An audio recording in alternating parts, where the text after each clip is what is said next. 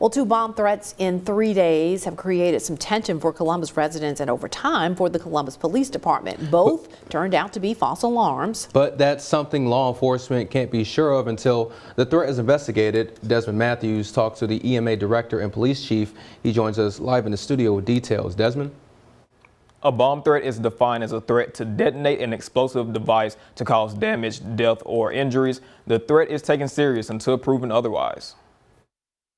These threats are not taken lightly. On Saturday, a Columbus Walmart employee saw a suspicious package outside the store. It was called in as a possible bomb. When law enforcement arrived, they quickly realized that wasn't the case. Then, on Monday, a threat was called into Domino's Pizza on Main Street in Columbus. A 12-year-old from Macon is accused of making that threat. His case will be turned over to the youth court, and the youth court will do whatever punishment or disciplinary action they think is appropriate for him and his age.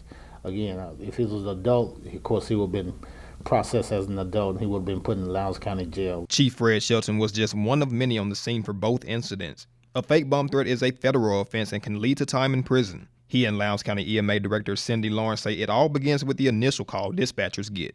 Have questions that they try to ask the caller to try to get as much information from the caller as possible regarding a bomb threat. Now, if it's called into an agency, we try to get as much information from the person that called from the agency, such as like if they call Walmart and the manager calls us, it's like, okay, who called? Lawrence says local bomb threats she's known of have all been fake, but those fake calls require real resources to investigate.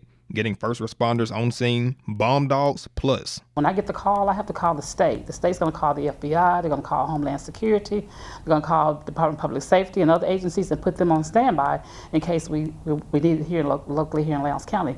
Once officials get to the site, it's all about safety. Make sure everybody's safe.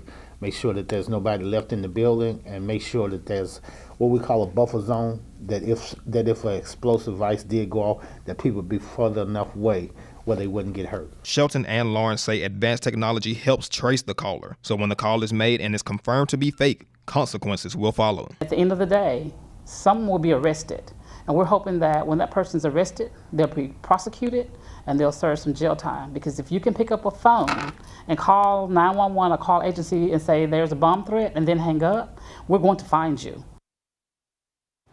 Now, Shelton and Lawrence encourage people to only call 911 for emergencies, especially in the case of a bomb threat.